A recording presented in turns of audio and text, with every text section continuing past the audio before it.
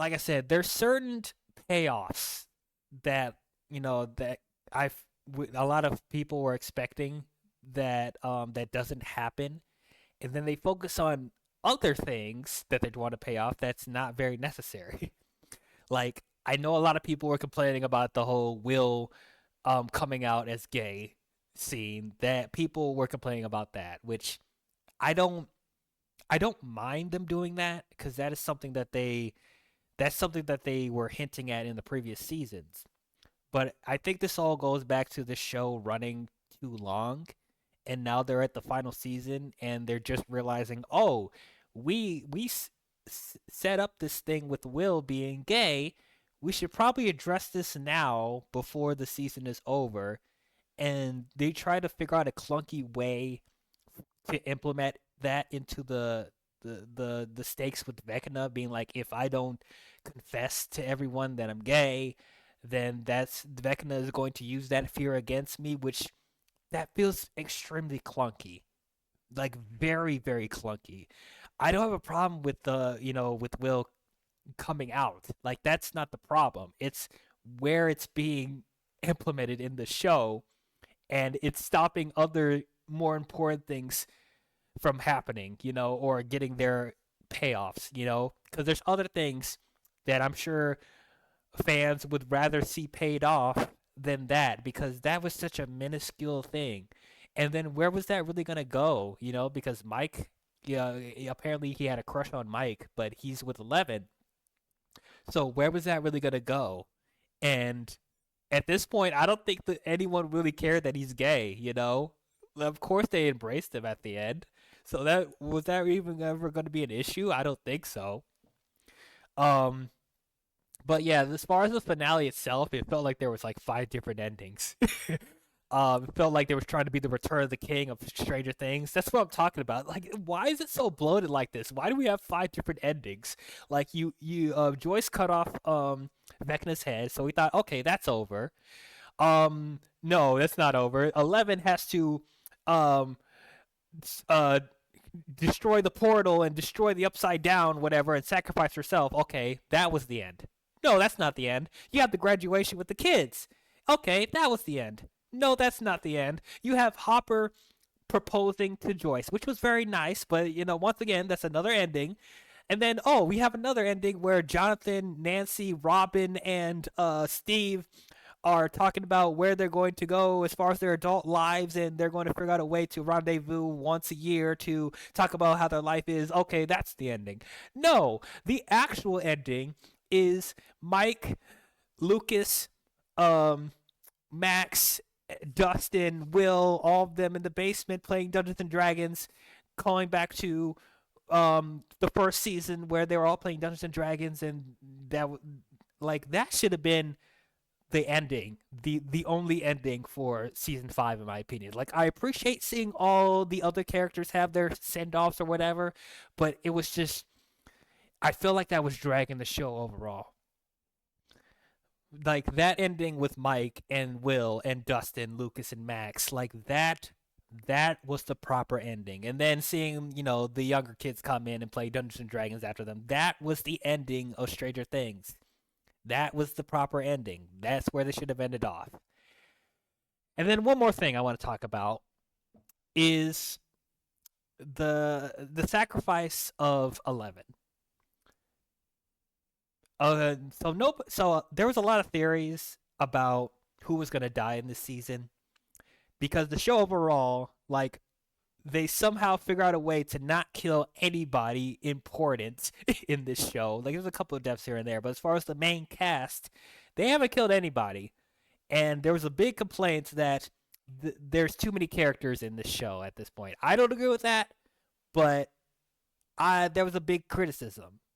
And at least with this season, I wouldn't have mind them killing off a couple people, just to raise the stakes a little bit and to lessen the load that this season has with all the characters, if that was a complaint for people saying that there's too many characters.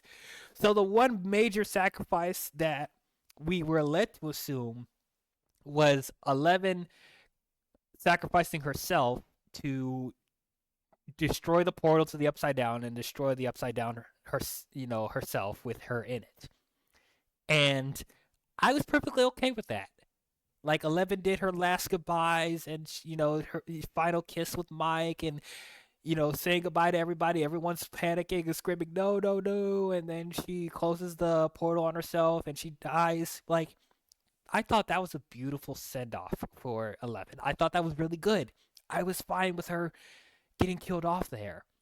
But then they almost ruin it when they find out that, oh, she didn't actually sacrifice herself because 8 actually gave off the illusion with her psychic power, with her mental powers, to make it seem like she killed herself, but she actually was trying to cover up um, her running away and going, I don't know, halfway across the world and living a different life and stuff like that. Which I'm like,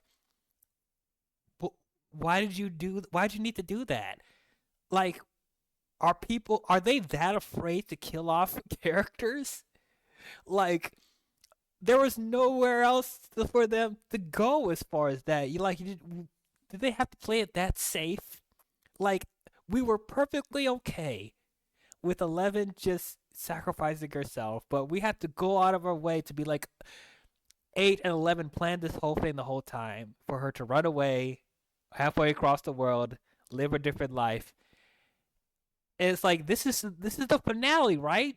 This is the finale. Like, the story arcs of everybody's characters, they're done. So it's like, I would have just left that alone. But that's just me personally. But overall, though, that's my general thoughts on season 5. I did think it was good. I enjoyed watching the show overall. I enjoyed watching the season overall. I don't think it's bad. I don't think it's trash. I just think they were trying too hard to make this the big epic finale conclusion. This is what I expected. I think that they were going to try too hard with this season. And yes, there's certain things that felt too bloated. There's certain things that felt a little heavy-handed. Um, and yeah, this movie, this does feel like a movie. Like, even the episodes are like movie length, like over an hour and a half long, and then the finale was like 2 hours long. But yeah, this season does feel very bloated, and I do think they were trying to overcompensate for trying to make payoffs with a whole bunch of other things. But I would rather them try really hard than not try at all. And I'm still invested in the characters, and the moments between characters still great. I love the chemistry with everybody. I just love that. That's what's really making me such a fan of this show overall, is because the way the characters are written, the way that they're interacting with each other, the chemistry, the teamwork that they have, the camaraderie, all that stuff is very beautiful. I love that stuff. And so, yes, this didn't fulfill everything that I wanted to see in a Stranger Things finale, but overall, I still thought it was solid. I thought it was solid, and will I come back to this? Yes, I will come back to watch this. Um, but yeah, man, that overall, I enjoyed this season. I thought, Mike, Lucas, Justin, Will, the main four, I thought they were great. 11 was great. Max was great. Holly was a big surprise. Joyce, Hopper were good. Jonathan, Nancy, Steve, Robin, all of them I thought were very good. Um, yeah. Uh, I think overall I will give Stranger Things 5. I'll give it a B minus. I'll give it a B minus. Probably between that and a solid B.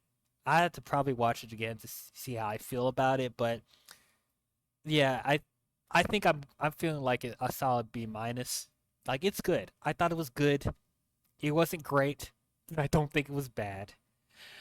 But those are my thoughts on Stranger Things season 5. That was my whole rant and preamble of season 5. Tell me, what did you guys think about it? Did you guys love it? Did you guys hate it? Did you guys think it was okay?